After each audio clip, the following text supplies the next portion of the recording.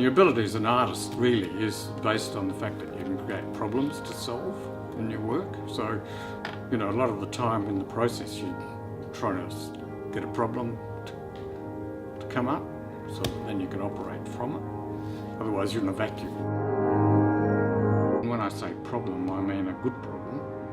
I'm not talking about something that haunts you or anything like that. Painters are actually always working with light. It's light that we see and strikes our eyes. So what I'm trying to do with this is to get to almost to the essence of light. Well, I started at college and it was really more the thing that I felt at home with. From that point on, well, I had a good art teacher too that gave me inspiration. It's a sort of modern version of painting in a way, because you're trying to get to the use of the actual essence, which is the light itself.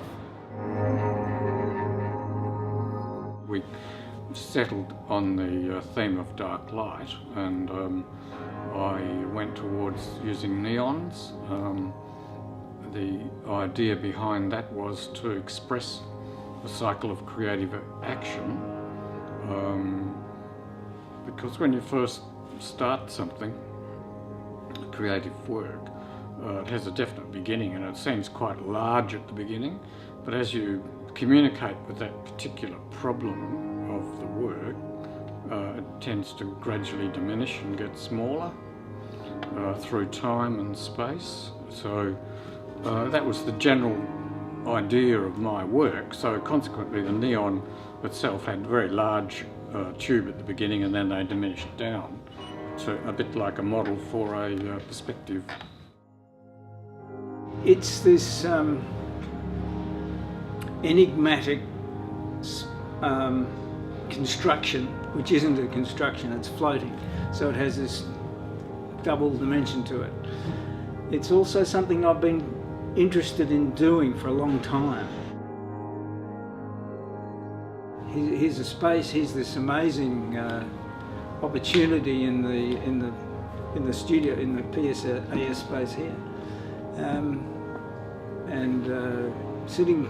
Working with the other guys, we were working to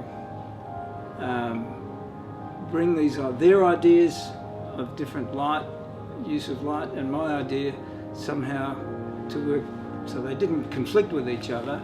And originally I was going to build a room, like a big space about 6 metres by 4 metres, into which this light would be introduced.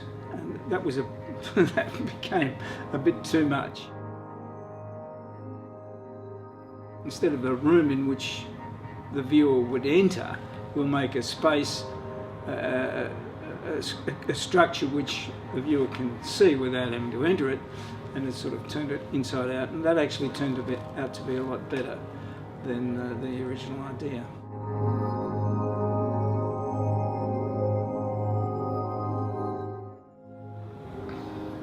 The different situations that arise during the process, and you think, well, that's the nature of this process, and it may well be difficult, but I'm not going to get upset about it. I'm not going to get reactive or impulsive about it and destroy it or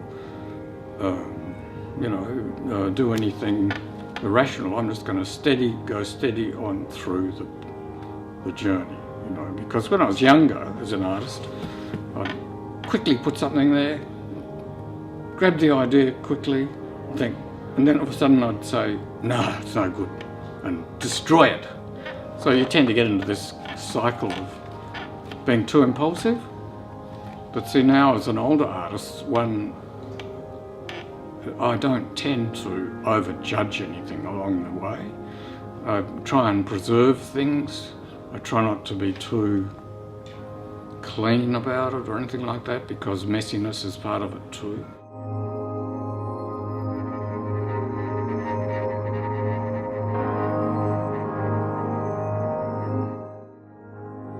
first saw the work of James Turrell, very famous American artist who works just with light. I saw that in Japan a few years ago, and I was moved to say, well, I really want to do something. I want to work in that medium. Painters are actually always working with light. It's light that we see and strikes our eyes.